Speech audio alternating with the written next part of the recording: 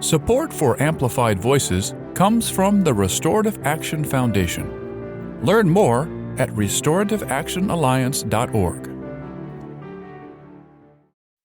Everyone has a voice, a story to tell. Some are marginalized and muted. What if there were a way to amplify those stories? To have conversations with real people in real communities? A way to help them step into the power of their lived experience. Welcome to Amplified Voices, a podcast lifting the experiences of people and families impacted by the criminal legal system. Together, we can create positive change for everyone. Hello and welcome to another episode of Amplified Voices. I'm your host, Jason, here with my co-host, Amber. Good morning, Amber. Good morning, Jason. This morning, I'm really excited. We have someone that we both know through Twitter. I had the opportunity to meet her in person when she was a student down in Washington, and really excited to have her this morning. Good morning, Stefanie. Good morning, Jason. It's really nice to see you again. I'm really excited to share your story and to learn more this morning. So really looking forward to this conversation. The first question that we typically ask is, could you tell us about your life before you entered the criminal legal system and then how you got involved? Yeah. So my life before I entered the criminal legal system, I was just a normal kid. I grew up overseas as a missionary kid, and I really wanted to be a missionary doctor. And then I got to college and realized I was horrible at science, but really pretty decent at public speaking and arguing and all of those sorts of things. So I switched to pre-law. And I actually knew pretty quickly that I wanted to do criminal law. I just thought that I wanted to be a prosecutor. Oh, boy. Wow. So was it just a class that you took that got you interested? Was it TV shows? Did you have a family member that was in law? I don't have any family members in law. I'm the first one. I guess the thing that got me interested in law is I took a debate class in high school that I really enjoyed. And that's when I first started thinking I could maybe be a lawyer. But I had wanted to be a doctor for so long that I thought that I needed to give pre-med a shot. And so I did, but I found out I didn't really like science. I just liked challenges. And I was up late at night listening to sort of like Supreme Court arguments for fun. Wow. Supreme Court arguments for fun. Yeah. And that's when I figured that maybe I was in the wrong profession. So you start taking law classes, you think you're going to be a prosecutor, then some things happen. Yeah. So I already had an inkling of an idea that I wanted to be a prosecutor. And then in my last year of college, in the spring of 2015, I was brutally raped by another student. He was on my mock trial team. He was in my major. He was in my honors program. He works down the hall for me. There was sort of no escape from him. And I went to the school for help and they offered me none. I asked for some counseling. I asked to not have to sit next to him in class. And they told me I would have to go through the Title IX process in order to get any sort of accommodations, even accommodations that wouldn't impact him at all. And I think at that point, I began to get very bitter and angry at what had happened. My parents were still overseas, so I was pretty much alone, 21 years old, trying to sort of navigate what had happened to me with essentially no support or outside help. And I think that anger really fueled me. At that point, I did believe that anyone who had done what somebody did to me deserved to die in prison. And I was so angry that I wanted to spend the rest of my life putting them there. So at this point, it's reinforced your mission to be a prosecutor. Correct. Before we go on, I think it's really important, first of all, acknowledge what you've just said Absolutely. and say, so sorry that happened to you. Thank you. And then not only the event itself, but the fact that you were re-traumatized by the school and the entire system. Yeah. It was a weird time for me because, I did report to the Baylor police. I did want legal help. And the Baylor police told me that no sane DA would ever pick up my case and that the buck stopped there. Were they saying that because you were acquaintances beforehand, that was part of the issue? Yes, they said because I waited for a while to report and that we were acquaintances beforehand, that it just wasn't a triable case. And I almost felt like I was getting hazed.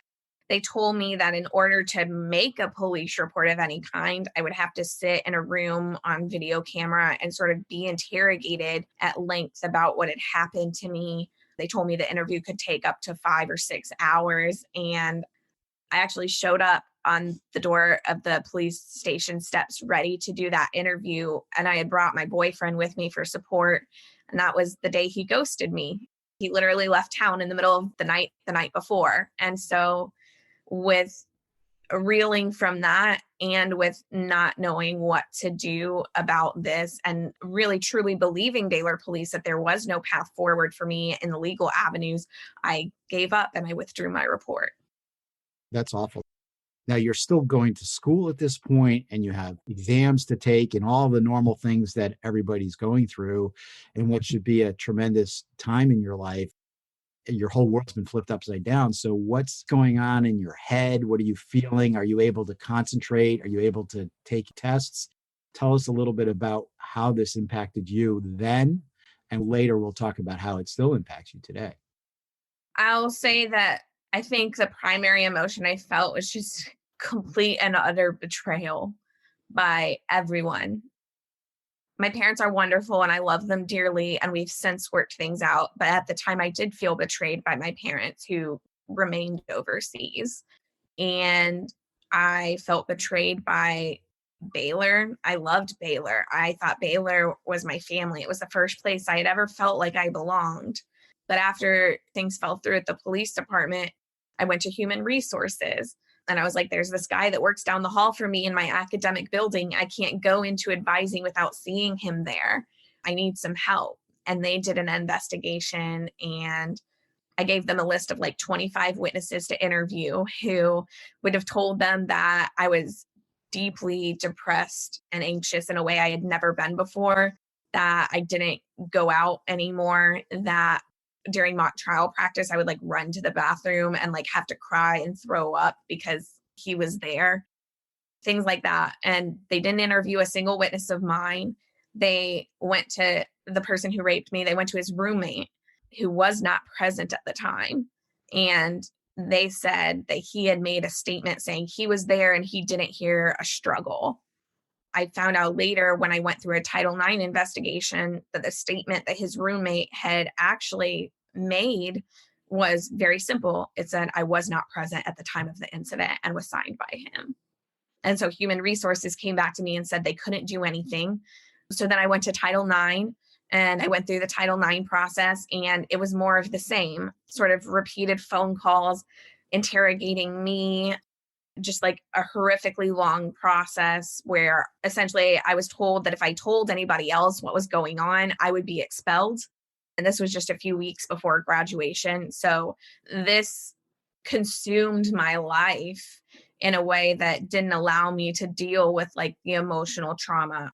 You know, I put myself through school. I was taking 18 hours of classes and working upwards of 50 hours a week to support myself. And I just had to buckle down and do it. And so there was a lot of sort of postponing the trauma, I would say. Right. I'm astounded in some ways that this happened. And then I'm not astounded because of all of the people that we've talked to, Yeah. my own experiences and things like that. So if you don't mind, could you talk a little bit about what Title IX is? Yeah. So Title IX is an adversarial process. It's almost like a mini trial system. Essentially, you go and report, there's an investigation made, and then you're supposed to go before like a board. And usually it's a board of like professors or, like other employees who have signed up, or Title IX employees, and they listen to your case. And at the end of it, they decide whether or not the person who raped you was responsible or not, whether in fact a rape occurred. And this is a process that applies in higher education. Correct. And essentially I would say like the maximum sanction, the thing people are going for is to expel the person who hurt you. Okay. So it's sort of like the due process that that student gets before anything disciplinary related happens to them. So this is a process that is completely separate from a criminal complaint. Yeah, sometimes they're combined. Sometimes people do both and come at it from both angles, kind of like how I came at it from human resources and Title IX. But essentially, Title IX just deals with what the school can do to make sure that the alleged victim has the support that they need, while also making sure that the person who may have harmed them gets appropriate punishment and that there's enough proof to support that punishment. And you mentioned that feeling of betrayal because it does seem that you reached out in so many different ways. And at any point was somebody like, hey, there's some services available to you for mental health or therapeutic intervention or anything like that? I wish, because the truth of the matter is, if I had been able to take an independent study in the class that I shared with him, and if I had been offered counseling, I would not have wanted to go through Title IX because I didn't want a mistake on his part or a bad choice on his part to affect the rest of his life negatively. I didn't feel that expulsion was what was needed. You didn't evolve to that thinking. You thought that right away. Yeah. And they told me the only way I could get those services was to prove in a Title IX setting that he had actually raped me. And I remember calling the counseling center at Baylor. Every student is supposed to get 10 free sessions, or was supposed to at the time I was there. And they didn't call me back for weeks. And when I finally got a hold of them, they said, "What are you calling for?" And I said, "I was raped and I really need some help." And they said, "I'm sorry, you have problems that can't really be dealt with in the 10 sessions that are allotted to students here. You need to seek outside counseling," and hung up on me. And that was the extent of the mental health services I received through Baylor. So basically, you're being told if you want any help at all, you have to come forward into a process that's going to severely impact the future. Correct. So you have a choice. You either preserve yourself and damage someone else, or leave yourself vulnerable to not healing, right? Right. That's a tough place to be. It's almost like being re-victimized. Yes, I did feel re-victimized. I felt that the entire purpose of the investigation was to find out whether I was lying. And to me, that approach is a little bit different than finding out whether someone was raped. I guess, in my opinion, the person who raped me received special accommodations that I was not allowed. I had text messages with him where he alluded to what had happened. And while he didn't say it directly, in a sense, apologized. And they told me that I was not allowed to submit those text messages as evidence unless he agreed that he wrote them. And then at the same time, he submitted a handwritten note that was allegedly written by me, telling him the sex was so good the night before. That's not a note that I wrote, and it somehow made its way into the evidence without me ever being asked whether I actually wrote it. Oh, that's terrible. And when the evidence was all collected and put together, I was told that if I wanted to come in and review the evidence and see what he had said before the hearing, I had to come in during business hours. Now, at the time, I was working full time. It took weeks for me to be able to get away. I think it was something like a couple days before the hearing that I got to come in and skim the notebook. And then at that point, the person who had raped me was no longer in town. And I made kind of a joke to the investigator saying like, "Oh, I guess well, at least I have an advantage over him. He hasn't even seen this." And they said, "Oh, we emailed it to him." What? I had asked for it to be emailed to me and they said, no, they could absolutely not do that. And so it was like things like that along the way where I felt that he was given special accommodations for his situation and I was not. Oh, that's awful. So you also were in a school setting, is its own mini population. You are in the same program. So were people choosing sides? Yes. What was that like? Horrible. A lot of people did take my side, and I was very grateful for that. You know, it was a hard time because the mock trial team, at that point, we were going to nationals for maybe the first time in the school's history. We were practicing together a lot, and I was so conscious of the fact that any misstep could tear the team apart. So, people did take my side. There are also people who took his side, and there are also people who took no side at all, which to me is the same as taking his side. Exactly. So, Stefanie, when you think about all of the things that kind of transpired and the systems that were in place, what could have been a better way to handle the situation? I think that if someone comes to you and says, I was raped and I need help, I think that Title IX mandates that you give them that help.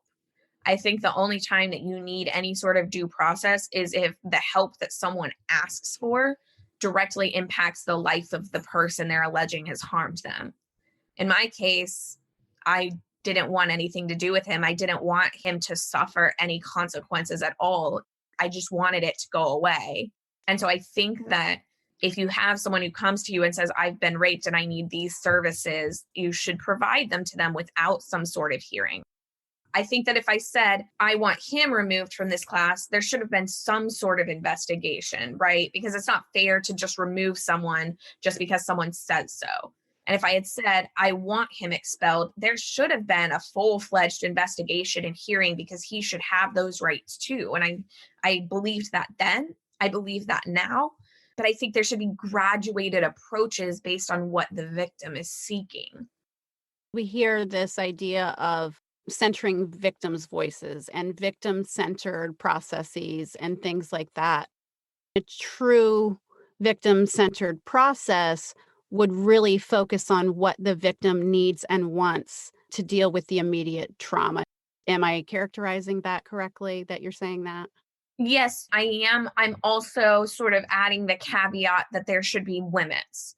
Essentially, just because the victim wants something doesn't mean they should automatically receive it. It's like a Venn diagram, right, of solutions that just impact the victim and solutions that also impact the alleged assailant. And so if those circles overlap at all, there should be some sort of due process for the person who's being accused of doing this harm. But if we're in the part of the circle that doesn't impact the alleged assailant at all, then I think the victim should get those services outright. I really think that that is an important thing for people to hear. And I wish that everybody could have kind of seen you were making a little diagram with your hands Yeah. while you were describing it. It was quite effective. So I really appreciate you sharing that. So we know you go to law school. Mhm. I'm sure there's some steps in between here and there. You're thinking around wanting to be a prosecutor versus public defender. Did the shift happen in law school or before then? Take us on that journey. Well, so it's really funny. Every application material I sent to Georgetown Law centered around the fact that I wanted to be a prosecutor. I was accepted under that impression, but the summer before law school started, I had an acquaintance who worked at a criminal defense firm in Waco, which is where I was in Texas at the time. And he asked me to come work for him that summer. He would pay me. I needed a job, et cetera, et cetera. So in my mind, I was thinking, I'm going to be a mole. I'm going to see what the other side does. And then I'm going to use that and I'm going to take it to be an even more effective prosecutor because now I know the defense's secrets.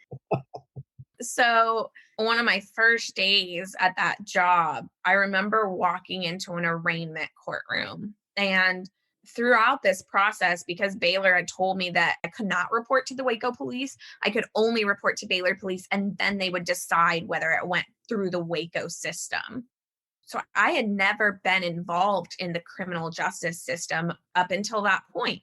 And, I had these preconceived notions of what justice was and what the justice system would look like. I was like a law and order guru, So I expected that when I walked into an arraignment courtroom, I would see people from like all walks of life who had done really bad things. That's what I was expecting to see. And that's not what I saw. I walked into the courtroom and I saw a room full of mostly Black individuals waiting to meet their lawyer for the first time. And it was obvious from the way they were dressed that they did not have money. And so it hit me in the gut like a gut punch. Like when you walk in the room and you see that, there's no way you can look at that and say nothing is wrong here. And at the time, I didn't know what was wrong. I didn't know why it was this way, but I knew something wasn't right. And throughout that summer, I was very lucky. He let me jump right in. I got to go to the jail and talk to clients there. I got to work on cases, look at body cam.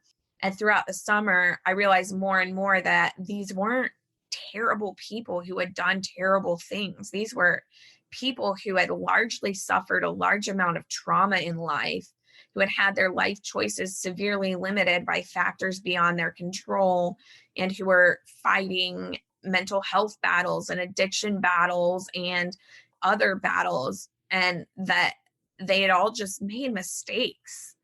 I worked on a rape case and I spoke with the victim, who was a young girl at the time, and she acknowledged that it had happened to her. And the thing that she said was, I don't want him to go to jail. I want my daddy to come home. So it was like I started seeing the gray. So how did that affect you? I mean, you made a comment earlier about you had delayed healing. You really weren't able to address the trauma as it happened. And now you're a recent graduate and you're confronting this situation and you have to defend somebody. What's going on in your mind and your emotions? I will say that at that time, I didn't have the terminology prison abolitionist in my mind, but that summer I began to severely question whether 99% of people should be in jail at all, even people who had done terrible things.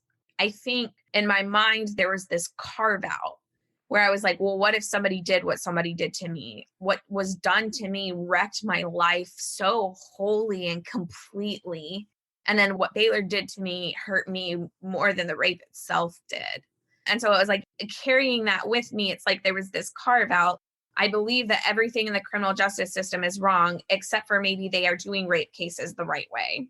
I knew mentally that wasn't true. I just couldn't reconcile that with like my emotions. And so by the time I got to law school, I was pretty sure that I wanted to be a public defender, and I was doing a JDMA program. So honestly, the next 4 years became almost exclusively about learning how to be an effective public defender and learning how to reconcile what had happened to me with the high probability that I would defend people who were guilty of that same thing much later. I really appreciate you sharing so vulnerably that kind of push and pull that you felt, because I think that there are a lot of people out in the world who hold very strong beliefs about criminal justice reform and abolition, who have experienced some sort of harm in their background, who struggle with that. And they find it very difficult to struggle with that in a public way, or to tell someone, this is how I'm feeling. And even now, having been impacted by both of those things in my own life, there are times when I struggle with a visceral reaction to someone who's caused harm.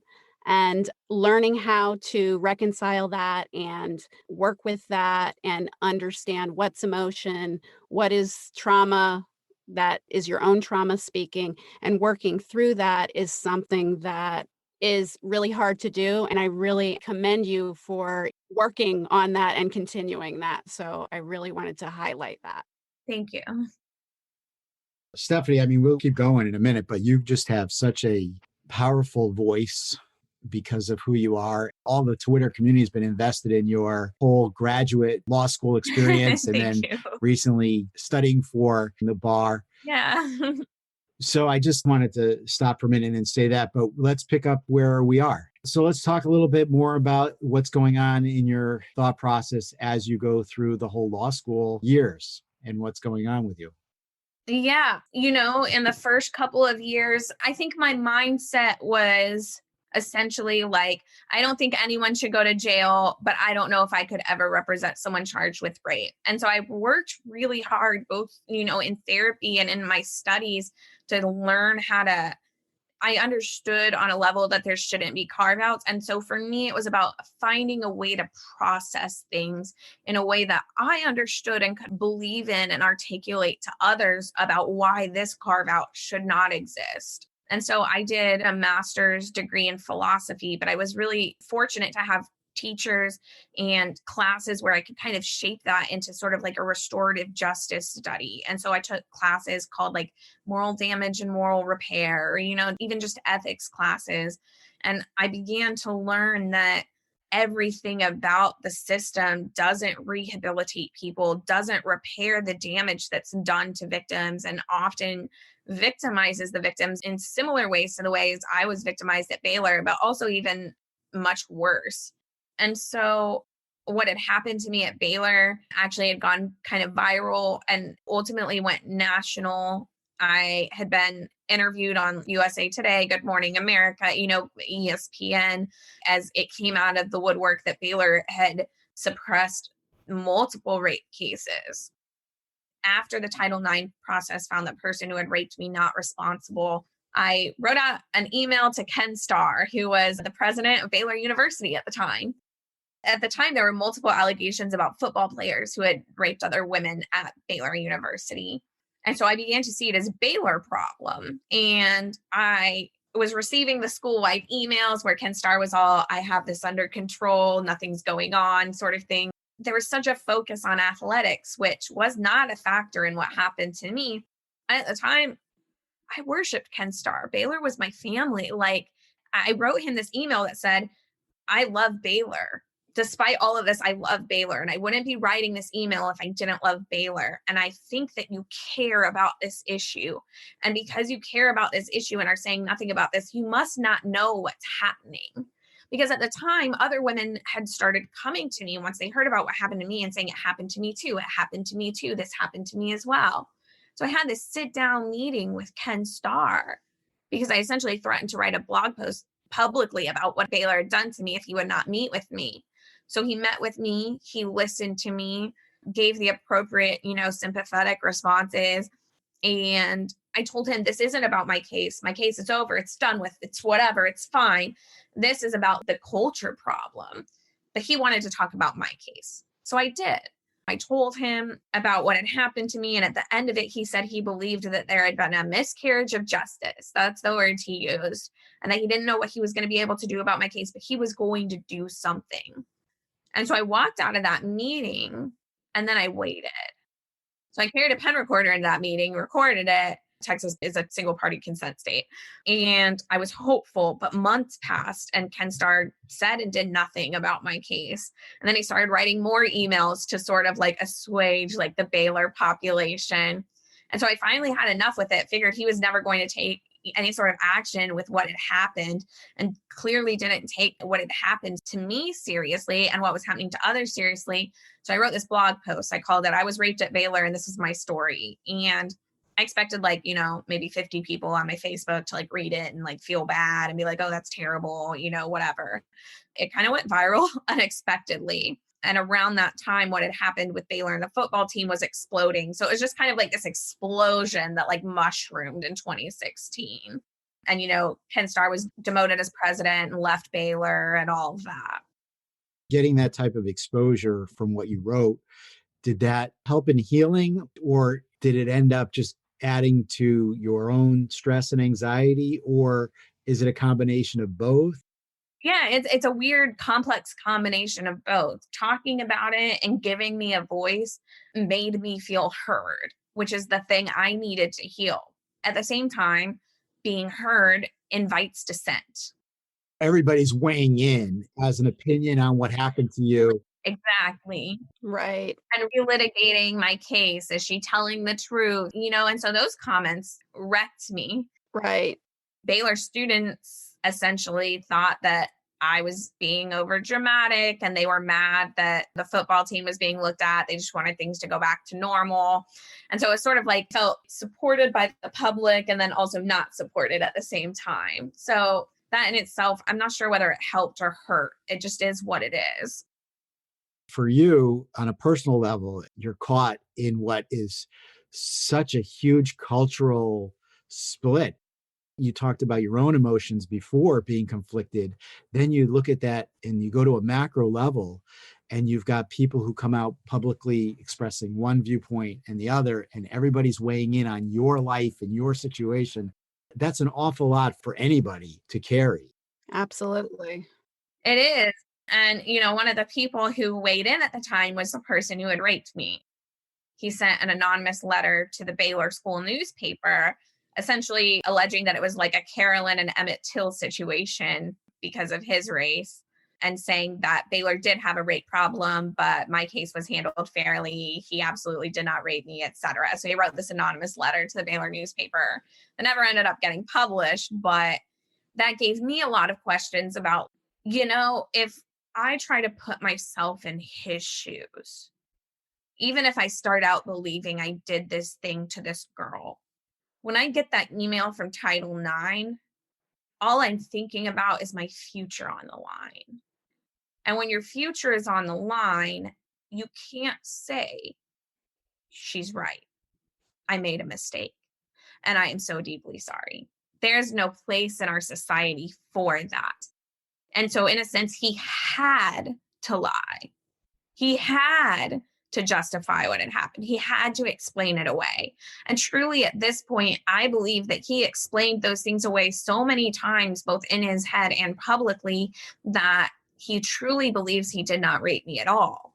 And so it's this weird situation where it's like, I truly believe he thinks he didn't rape me. And I truly believe that anybody looking at what happened that night could not come away with the understanding that it was anything else. And so that is weird in itself. Another weird fact is that he is currently a prosecutor and I'm a public defender. So weird how that ends up. Wow. So if there had been some sort of restorative process, and I know we can't figure out what could have happened in the past and all of that, but in your opinion, if there were some sort of restorative process available to you at that time, do you think that you would have been in the space, or your mental well-being at the time would have caused you to seek that type of process? Without a shadow of a doubt, absolutely. Because at the end of the day, I'm the kind of person who feels bad saying something when someone hurts me. I know it doesn't look that way on Twitter, but I'm the kind of person who, I truly believe if there had been an option, maybe he and I would have had a conversation. Maybe he and I would have been able to talk about it. Maybe he would have been able to acknowledge the harm that he had done and apologize. And, it's like all of these years, that's the thing I've needed. And it's like all of these adversarial systems purport to be designed to extract that, but they never do. If I had had that opportunity, I might be so much better than I am today. So I think that being forced into an adversarial process, if your choice is an adversarial process or nothing at all, I think Baylor took away that opportunity from me to reconcile and to have that apology and to have that acknowledgement, which would have done so much for me in my healing. Wow. And even today, right, if you were to ever get that acknowledgement and apology, that would just be like a weight lifted off of you. It would change my life because, even now it's still me learning how to cope when someone isn't sorry for hurting you. At the end of the day, I had friends, I had family who believed me, I had therapy. My parents, while I believe they should have come back from overseas in the time that they've been here since, they've really dropped everything to understand the way my brain works now to support what I need. I was so privileged to have these things, and yet it's like this cloud that I can never quite shake, that the person who hurt me doesn't believe he hurt me at all, and maybe I'm crazy. Yeah. And you think part of the issue is that the stakes are so high in our society that... Oh, yeah. He would be crucified if he admitted it. So in 2017, I received a call from the district attorney's office in Waco after all of this exploded. And it was essentially a do you want us to prosecute this case phone call?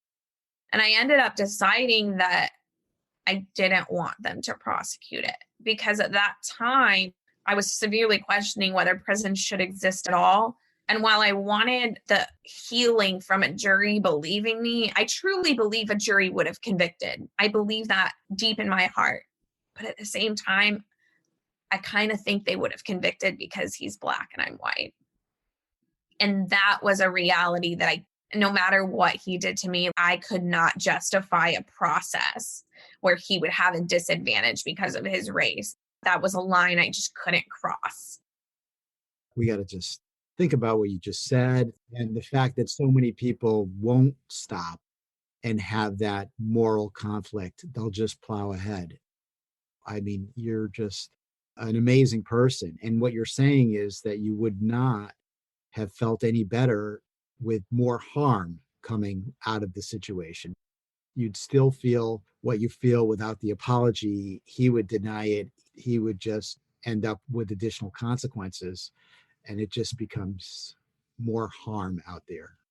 Yeah. And it's like there was this tiny vindictive part of my brain still where I would love nothing more than for someone to come into his law school, arrest him, and extradite him to Texas. That would have done a lot for that tiny vindictive part of my brain. But at the same time, that was a tiny part of my brain.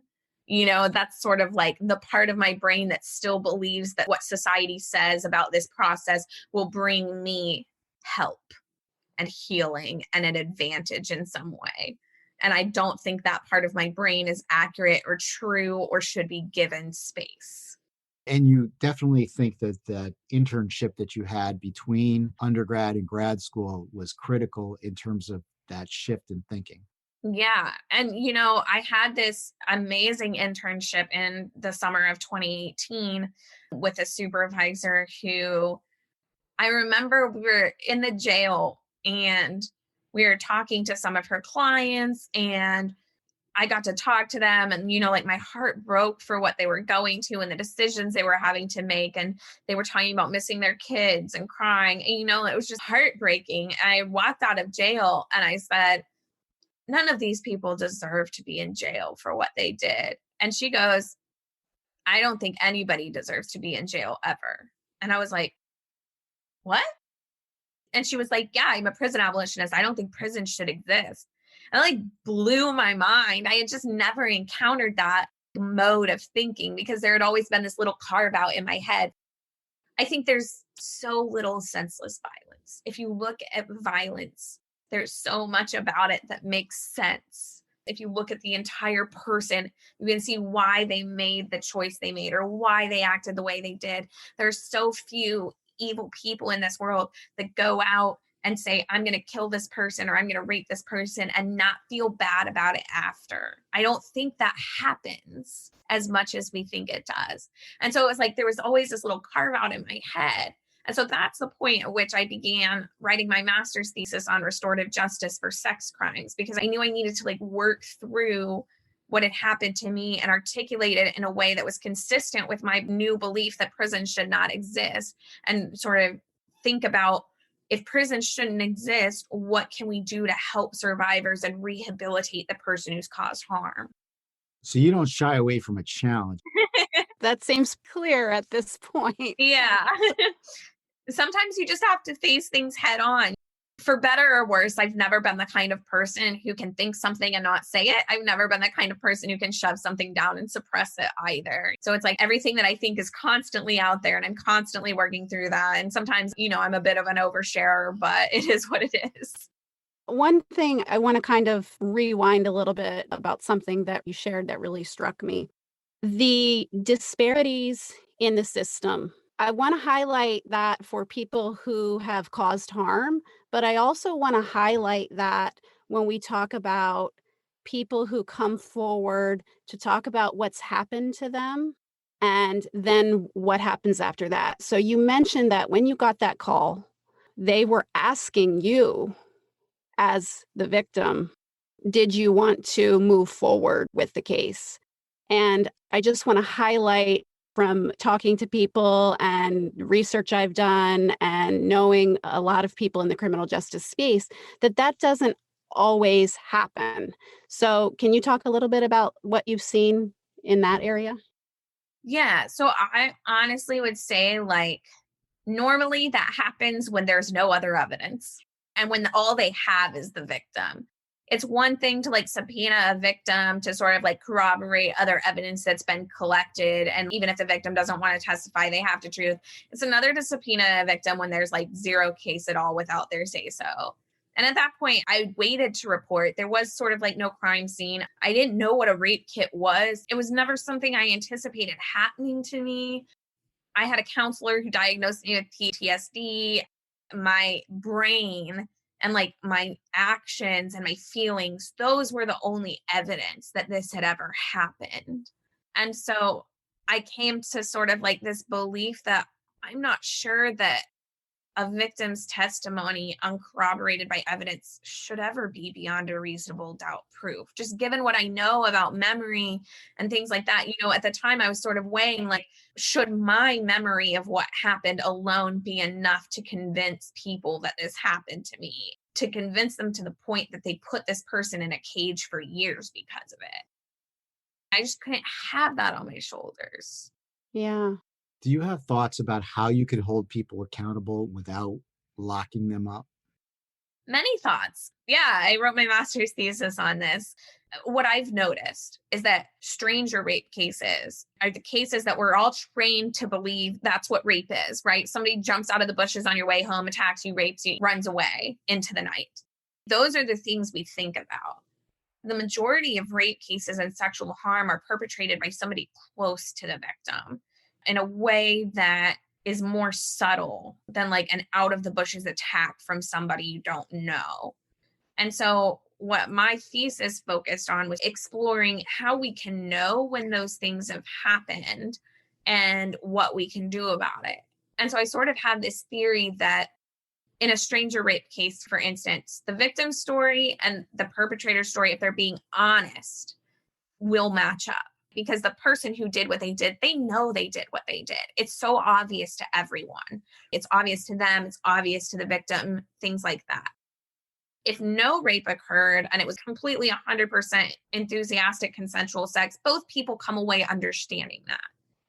What I'm interested in are these cases that are the majority of rape cases where people come away with differing ideas of what happened. The victim feels wronged in a way they may not be able to pinpoint, and the other person comes away thinking that everything is fine when it's not. To me, that's the signal that says there needs to be an alternative system. That if there was a place that survivors could go to and feel safe reporting to and feel like they were going to get this restorative process to repair the moral damage, that maybe more victims would report. Because there are so many victims out there who don't want the people who hurt them to go to jail. And if jail is the only option, victims are just not going to report. Right. Specifically in those cases, those are the cases where there's minimal external evidence as well. And so I think that there are ways to deal with that harm if it's something the victim wants. But I do think that, Alyssa Ackerman has shown to us through her restorative justice circles, she does vicarious restorative justice, which is where she takes maybe a victim and a person who has committed the crime of rape, and she puts them together, and it's not the same victim, but they still get to talk to each other, and the victim gets to articulate the harm that it caused her, and the person who has harmed someone else gets to understand. And there can even be repair in that way when both parties aren't on the same page. All you need is one for help to happen. Well, I think that kind of goes back to we often say about restorative justice. So, our current system says, okay, what law was broken? Right. Yes. And how do we punish the person for breaking that law? But restorative justice focuses on the harm that was caused and how it can be repaired. Yeah. And so, particularly in these types of intimate cases, and I'm so glad that you highlighted that the majority of sexual harm is by someone who's known to the victim, that a lot of times these are people who the victim actually cares about. And so the idea that it's just all or nothing right is just not something that is going to heal someone, and it will cause them further harm because their life will look so very different and be harmed in so many other ways just by reporting. So I can say with 100% certainty, when I was victimized, it was in the military. I went and I talked to my superiors, and it was, you invited it, and, all of this. Mhm. But when I thought about what next steps could be outside of that system and what it would do to everyone around me, what it would do to the unit, what that would look like, I said, no, I'm not going to do that. That's the thing. The criminal legal system looks at behavior. And behavior is such a poor articulation of what happens in a rape case, particularly the majority of cases where there are acquaintance rapes. When there are acquaintance rapes, you have feelings and emotional states like love, trust, things like that that have been broken. Right. And that harms in a different way than someone's mere behavior. Behavior is someone stealing my phone. Rape is not just behavior, it's about the emotional impact and like the psychological impact of what's happened. And the criminal legal system has just never been good at dealing with things like that. It's not designed to help repair emotions of people harmed. It's designed to figure out what behavior happened and how to punish it.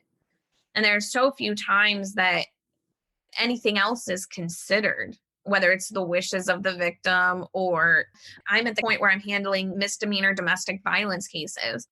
It means absolutely nothing to the prosecutor for a victim, because I do have victims call me and say, my significant other is in jail. I don't want him to be in jail. I forgive him. I really need him out. I need help with the kids. He needs to have a job, et cetera, et cetera, et cetera. What can I do?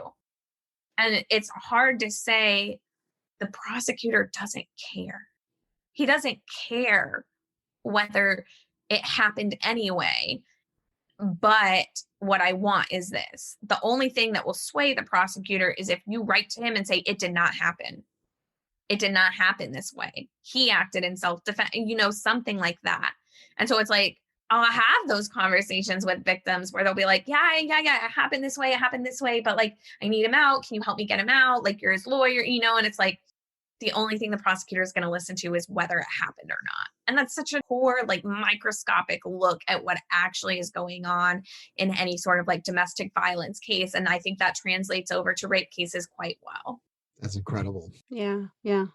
Wow. So is there more on this topic you want to talk about, or you want to tell us a little bit about studying for the bar? Studying for the bar in the midst of all of this. Yeah. It just keeps on coming. It does. Yeah. It never really stops. But, I guess it prepares you for a life in criminal defense. There you go. We knew that it's still fresh in your mind. Yeah. Studying for the bar was interesting. I think it relates to all of this. I'm the kind of person who thrives on being busy. I'm always overcommitted. I always took too many classes. I always did too many extracurriculars. And so it's like the reason I did all of those things is because I have this innate fear in me that I'm actually stupid and nobody's figured it out yet. So I do all of these things so that if I can't study for a test and I don't have time and I make a B, I don't feel bad about it because I'm like, oh, I was so busy. I just didn't have time to study. If I had time to study, I would have made an A, whatever. I'm not dumb. The bar was a weird experience because it takes away everything. School was done, extracurriculars were done. Always doing 12 hours a day was studying for this test that I might fail. And it was like the weight of the fear of like being stupid, but also like all of the things I had pushed to the side in my mind about like trauma and things like that. We're like, oh, now there's time to descend on Stefanie. Studying for the bar, it sounds easy, but the mental torment was extreme. And I think that happens to more people than just me, because I think law students are busy people for reasons like the reasons I was a busy law student. You actually made space for the bar and all this trauma that's happened in your life to come at once. Yeah. And so that's a weird mix, to have the law and to be full of your own thoughts. Yeah. The thing about the bar exam is like, you're not doing anything else. You're only focused on the bar. And so it's like all of your little self-worth eggs are in one basket. That's a lot of pressure. That is a lot of pressure. Can you talk a little bit about how COVID-19 came into play with the bar exam? Yeah. When I graduated in the middle of COVID-19, I always believed that like it would be over soon. It would be over soon. I started studying for the bar and it would be over soon. But then we started getting these emails about, oh, we'd have to like pass temperature checks. We'd have to like wear a mask. And I've gotten accustomed to it since. But for me, wearing a mask was part of the reason I went home for the summer to only study for the bar and not work and not go out in public and live with my parents who could take care of me was because going out with a mask over my mouth and nose is extremely triggering after the way that my rape happened. Even separating that from the bar for a minute, I think it's really important to talk about that because a lot of people take sides, relating it to your freedoms. Yeah. But put that aside. I don't want to get into that political argument. Good plan. In terms of somebody in your situation where it has a whole terrifying, traumatic impact also, that's something that we really have to be conscious of as a society and be more forgiving of people. Yeah. It's one of those things where it's like, I care about other people, so I desensitize myself to it. I think for other people, the bar is like stressful in a certain way. For me, it's like the person who raped me sat behind me while we took the LSAT together. Ever since then, I've had extreme test anxiety. If you look at my exam grades in law school, every single exam where I was able to take it from home on my laptop instead of in a class lecture hall setting, I scored a whole entire letter grade better. Wow. Wow. Just because of like the trauma that like test taking in general in that situation relates to me. I'm thinking I'm going to have to take the bar in this setting with a mask over my nose and mouth, trying to forget the trauma of the person who raped me sitting behind, it's so much more than just a test. In a sense, I was relieved to learn that I would take it online and not be in that situation. But the stressors increased in a weird way too, where we were getting limited information about the technology that would be used.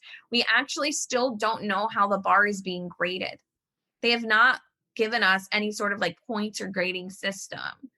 Plus, you didn't know whether they were going to cancel it. Yeah. And when the bar got canceled, I moved to Kentucky immediately and I started my job on July 27th. I've been a public defender for 3 months now. I've never had a single client ask me whether I passed a bar exam. They don't care. I mean, I'm carrying a caseload of 60 misdemeanors. I go to court.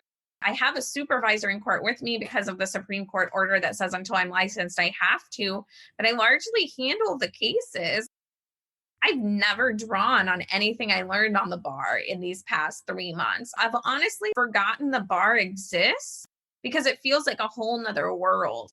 I'm waiting for results and it's like, if I fail, it's going to plunge me back into that world where it's like not based in reality. Yeah.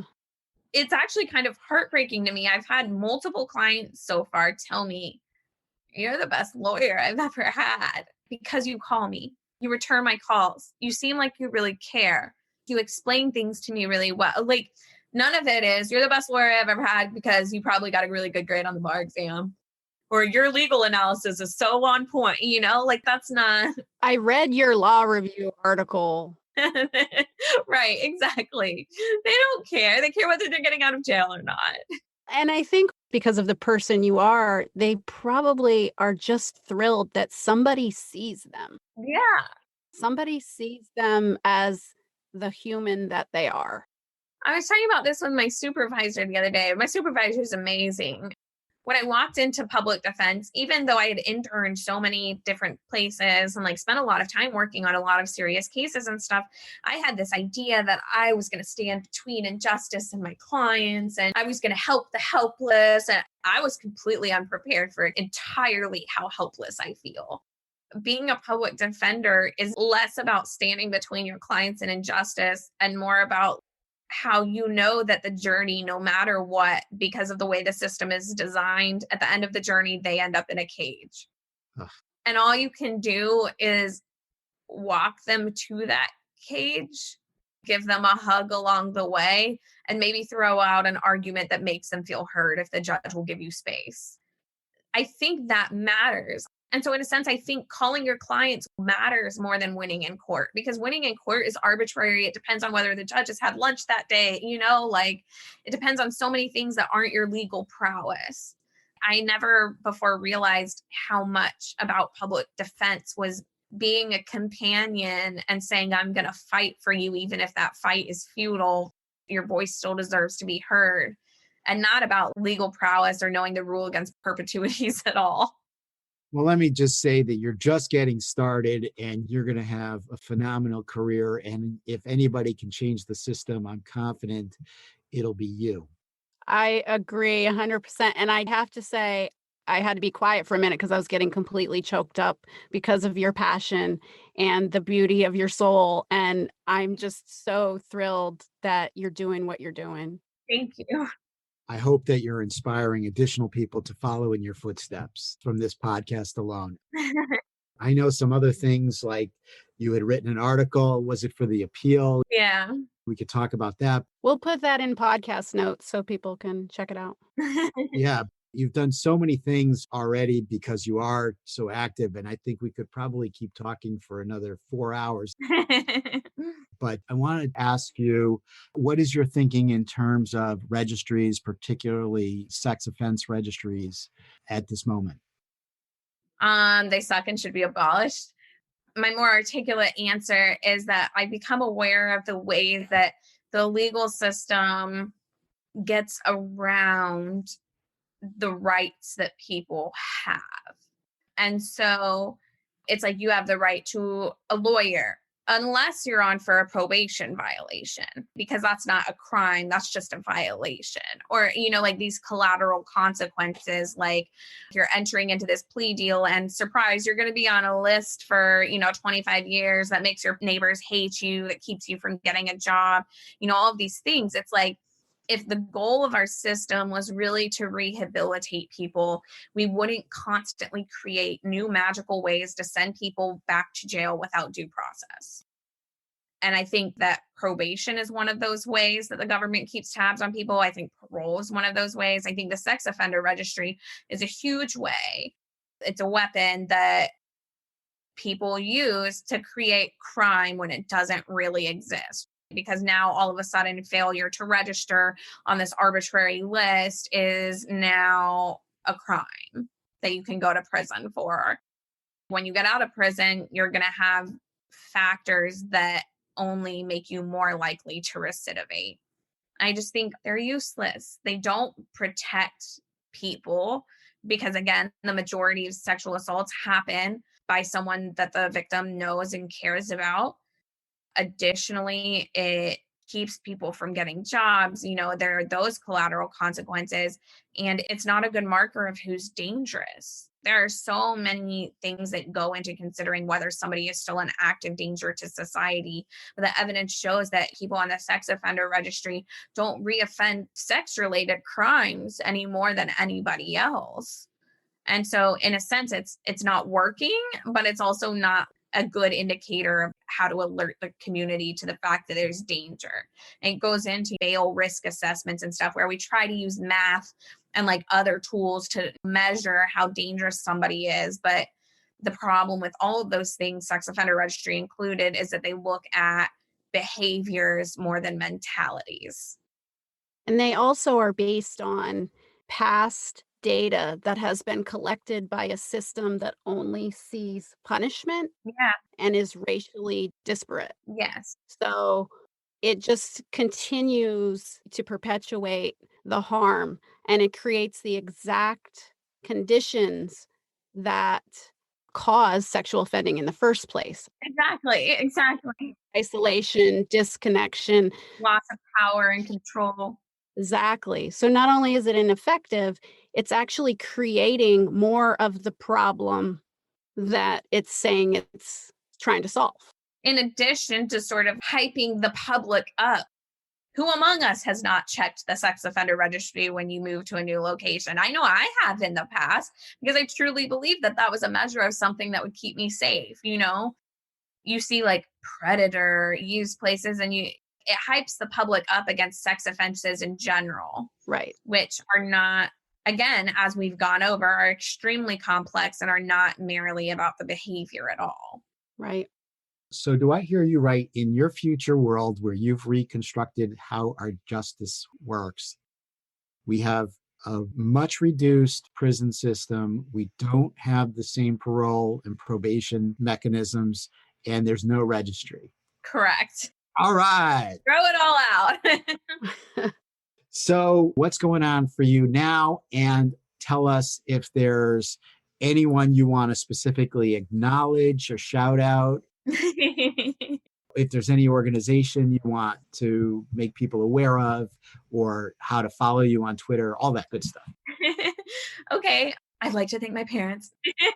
That's important. So, you said that you felt this issue with your parents. So you and your parents are tight now. We're very close now. I think, there was a lot in my childhood that happened. There was a lot when I was in college and going through what I went through that happened. But since then, I think that my parents care an extraordinary amount about me. There have been so many times when I'm with them, especially when I was with them over the summer, that I've noticed that they've studied up on how to help someone with PTSD and anxiety. And they just show this complete, total emotional, heartfelt investment in making life easier for me. So definitely thank you to them. I also got extremely lucky with where I work.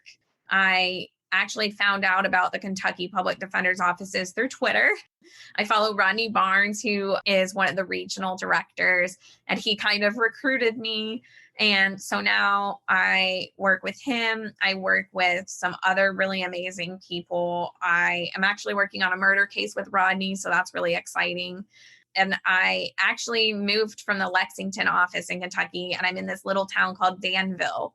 And it's amazing. There's 3 judges, 2 prosecutors, it's just a tiny little county. And I love it.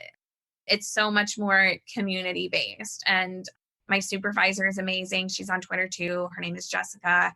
She's been really helpful to me in walking me through, how to represent people well.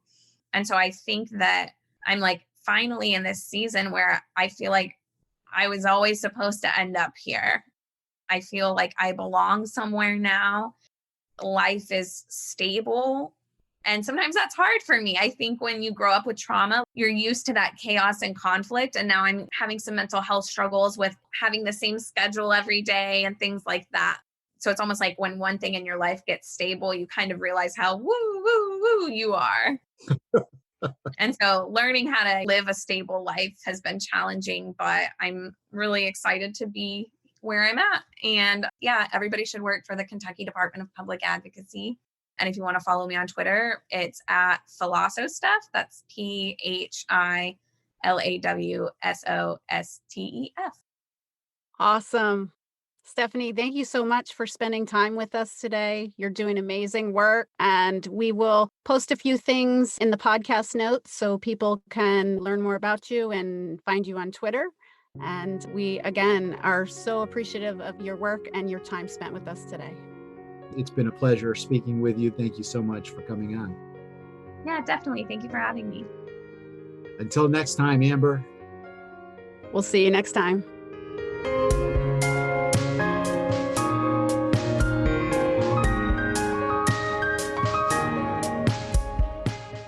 You've been listening to Amplified Voices, a podcast lifting the experiences of people and families impacted by the criminal legal system. For more information, episodes, and podcast notes, visit amplifiedvoices.show.